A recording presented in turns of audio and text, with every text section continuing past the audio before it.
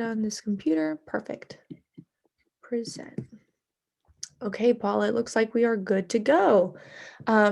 So hi, everybody. I'm Jessie, and I'm a junior undergraduate student studying information science and concentrating in data science and minoring in global engineering leadership. And I'm the co-undergraduate representative with Paula. Hi, I'm a sophomore majoring in information systems and marketing, and I'm looking to make a transition into information science, and I'm the co-undergraduate representative. Heck yeah, I love that. Love hearing that you're going to make a transition to information science. That's awesome. Um, Fabulous. Okay, everybody. So this is Design Challenge 5, and thankfully the president of UXTerps, she's awesome, and she made a playlist with all of our other challenges. So feel free to look on our YouTube where we post all of these recordings. And Kiana had made a really fantastic playlist that should just be up there already. But I think in any sort of subsequent mailer lights that we send out to everyone, we can also make sure to include that playlist in case you can't find it. But yeah, here's a brief overview of our agenda for today. So we're going to introduce the design challenge per usual, then discuss feedback loops and talk a little bit more about gamification. And then finally, we're going to cap up with some additional resources that you can review. Okay, so it's a pretty lengthy problem statement for this week, but mainly because we wanted to give you a lot of examples of what we're talking about.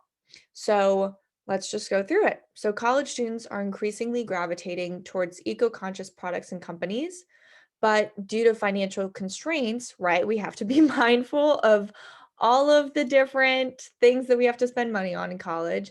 It may be challenging for college students to invest in expensive but environmentally friendly alternatives. And another reason why this is because fast fashion, fast food, fast shipping, all of these things are typically cheaper and more prominent than any sort of replacements. So for instance, Reformation, which is a very eco-conscious and sustainable brand, is very expensive in comparison to Forever 21, which is more classified as fast fashion. Same with McDonald's versus buying food from Whole Foods, as well as Amazon, which is really the leader of fast shipping, versus Etsy. But more and more companies are actually introducing sustainable options, like H&M's sustainable fashion line, and some sustainable companies that currently exist are taking steps to make options that are actually more accessible, fiscally accessible, mostly fiscally acceptable, such as packed clothing bundles, which are essentially just reducing the overall cost that you have to pay for more items. So ultimately, the question we'd like you to explore is how can we make sure that college students know about these sustainable, accessible alternatives? Okay, Paula, you want to share this awesome solution statement you made? Yeah, so we want you to design a prototype of a Chrome extension that might alert college students of sustainable alternatives to items they might have in their shopping cart, nearby shops that participate in um, that are sustainable, and ways they can participate in environmentally friendly practices. You might consider a gamification feature that might encourage students to use this extension often. And we also want you to think about how we might be able to include maps of the most organic shops near the user's location and other ways to incentivize college students to engage in these kinds of activities and to shop sustainably. Amazing. Yeah, so some really interesting questions this week. Um, and we're going to be talking a little bit more about some of those deliverables, but first we're going to be discussing feedback and gamification. So Paula, take it away with feedback. Okay, thanks. So I'll be speaking about feedback and signifiers and how users can be reaffirmed by choices they make within a digital product. So feedback is one of the main principles of good interaction design, and it's a tangible and obvious reaction from the user interface or the product at hand. And this can take the form of a visual or an auditory clue. So if you look at the example below, the email from the University of Maryland is highlighted blue, and this helps differentiate it from the other emails, and it tells us that the email has been selected.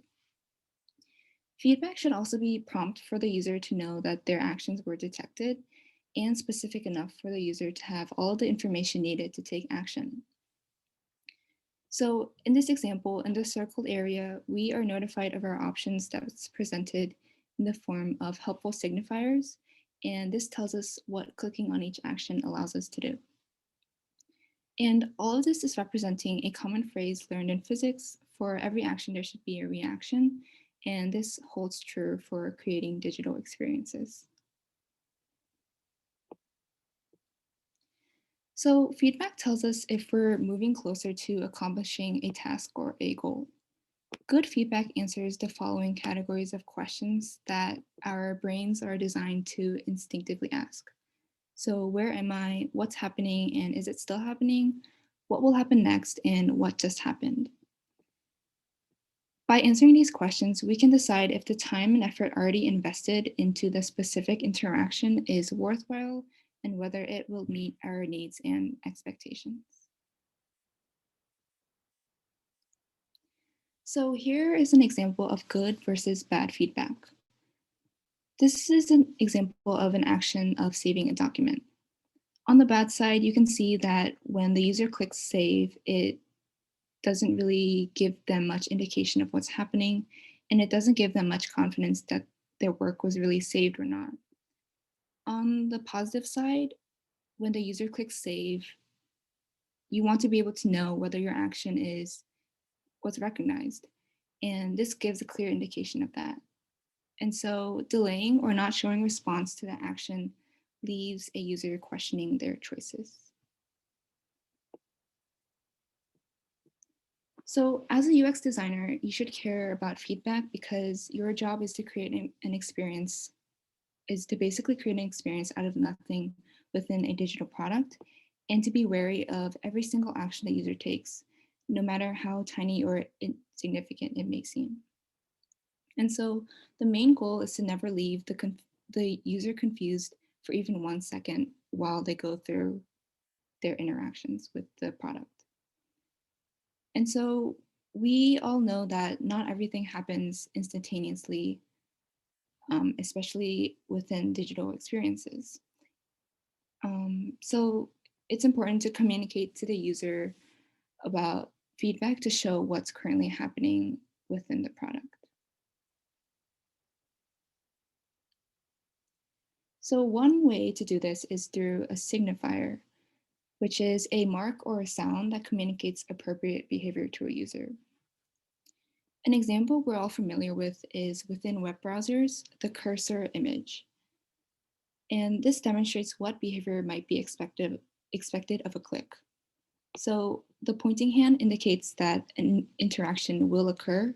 A hand indicates that you are able to drag the screen, and the hourglass figure indicates that an application is busy performing an operation. Signifiers help us understand the affordances of an object, which let us interact with them in multiple ways. Helpful signifiers guide the user into directions that the designer has created. What should the user read and what should the user click next? In the example on the right, in the Headspace onboarding page, there's a brief message that's followed by 3 small dots with different shading. And these dots indicate where the user is in the onboarding sequence.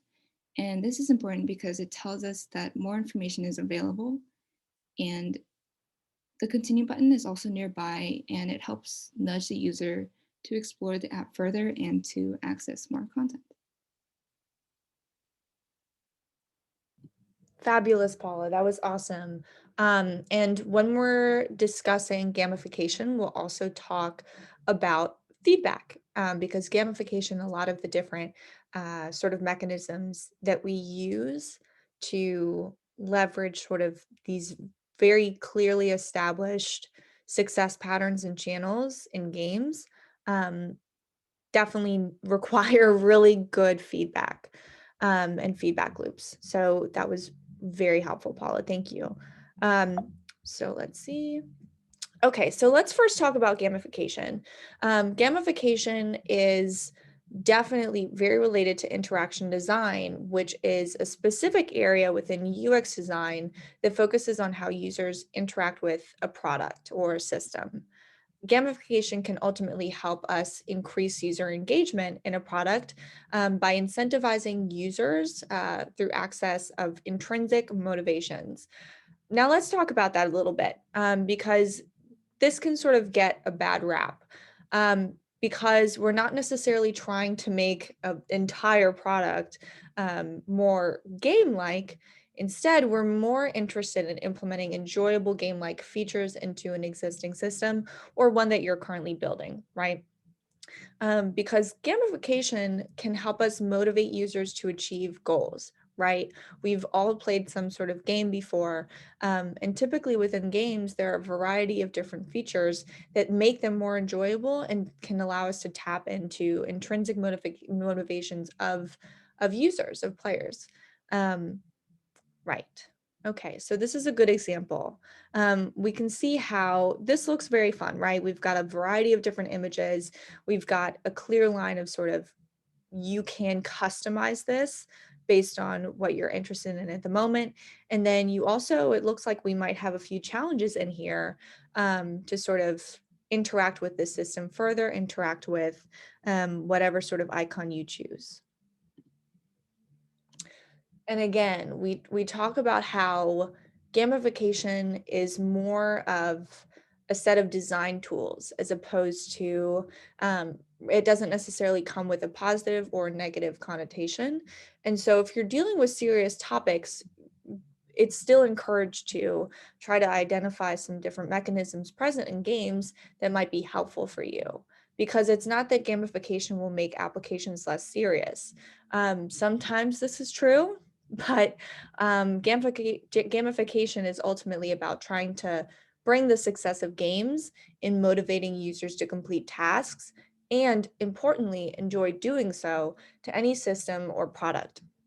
And this is why gamification can show up everywhere. If you're using a money monitoring app, a productivity app like Forest, or even Canvas, which we use as students all the time, some elements from games will likely appear. So for instance, I've noticed a lot that these apps will employ gamification through animations or cohesive imaging stories, right? Most recently with Canvas, we can see whenever we submit an assignment, there's a lot of fun confetti and those sorts of things that cross our screen. So that's just a nice little touch and definitely an example of a gamification technique in real life. And so we are really interested here in how we can identify and gamify basic sequences in our Chrome extension. Um, Ultimately, we're curious about how we can motivate users to actually use the app frequently and favor our suggestions. We want them to act on our suggestions, right?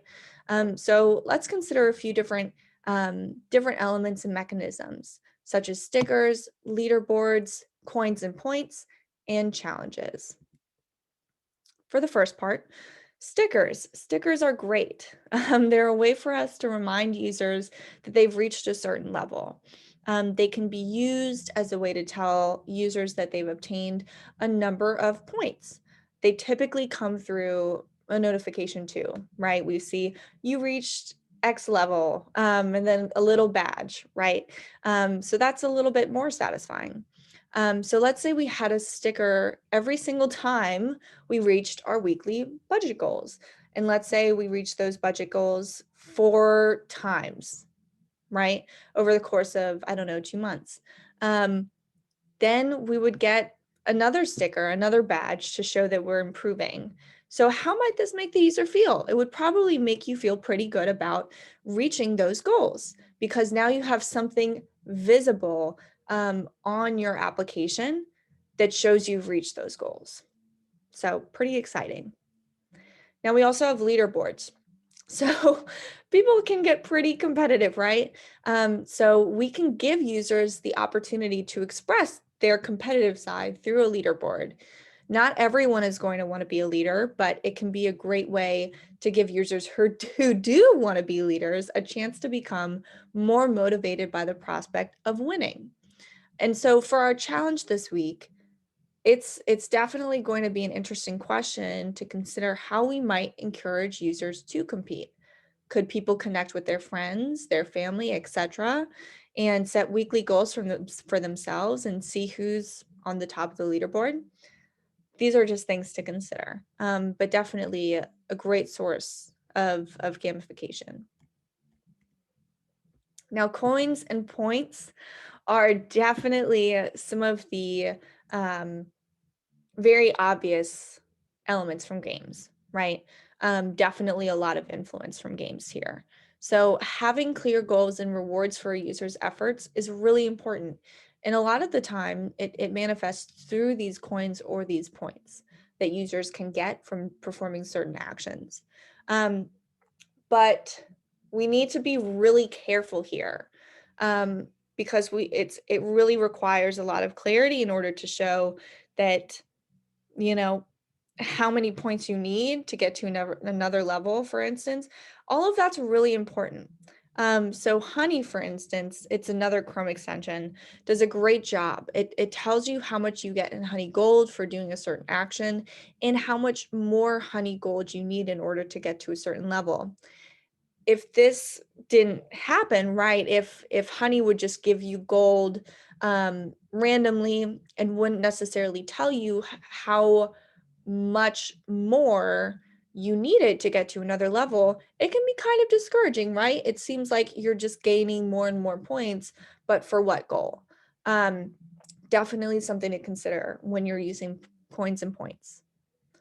And then finally, challenges strongly relates to coins and points, because challenges can really help us retain users. Because if you have a challenge that you're doing over a period of time, an app can actually encourage retention by clearly explaining how daily app use or weekly app use, whatever interval you decide, will contribute to your goal. And so this is why clear explanations here are so important, right? Because users really like seeing finish lines, or at least understanding that they exist. And so it's important to explain how this challenge relates to the user's motivations and personal goals, as well as how they can benefit from pursuing a particular challenge. Awesome. Okay, so we have gone over gamification and feedback loops, as well as a little bit on signifiers. And so now, when you are working through this challenge, we're really excited for you to um, just build away and sort of see what you can come up with. So for starters, there's a ton of designs on Dribble that relate to gamification and feedback loops. So highly suggest clicking on these links, as well as just doing a general browse through Dribble. It's a great resource, and especially one where you can actually post to and feature some of your designs. Um, and now if you're building, if you've gone through that phase, there are a ton of Figma tools already available for you that are sort of pre-built. UI kits are a great feature of the community part of Figma, and they're an excellent idea for trying to figure out the essential components of your wireframes and just getting the structure down. And so we've featured one on here. It's called the Pegasus UI kit. It's really awesome. Definitely suggest checking it out. And then finally, if you just want to find out as much as you can about these really cool topics, there's a really great resource that goes in depth on feedback loops. And then there's also an interesting side of gamification that we touched on briefly about the cognitive aspect of gamification. So this is a little bit more advanced, but definitely an awesome topic. So you can check that out at this link. Sweet. Okay, I think that wraps us up. One thing, right? We always say this in our presentations, but if you want to share your designs with us, we would absolutely be thrilled to see them and provide any feedback that we can, or give you any additional resources that we can. And the best way to do that is by sharing them with UXTerps@gmail.com, or checking out any of our social medias. Um, but yeah, Paula, do you wanna share anything at the end? No, I think that pretty much covered it. I feel like we will be sending out these slides, and at the end of every PowerPoint, we always include these resources that you can access, and it might be useful as you participate in design challenges and the Makeathon, which is coming up in 2 weeks. Amazing. Yeah, awesome, very helpful. Um, fabulous. Okay, I'm going to stop recording. Okay.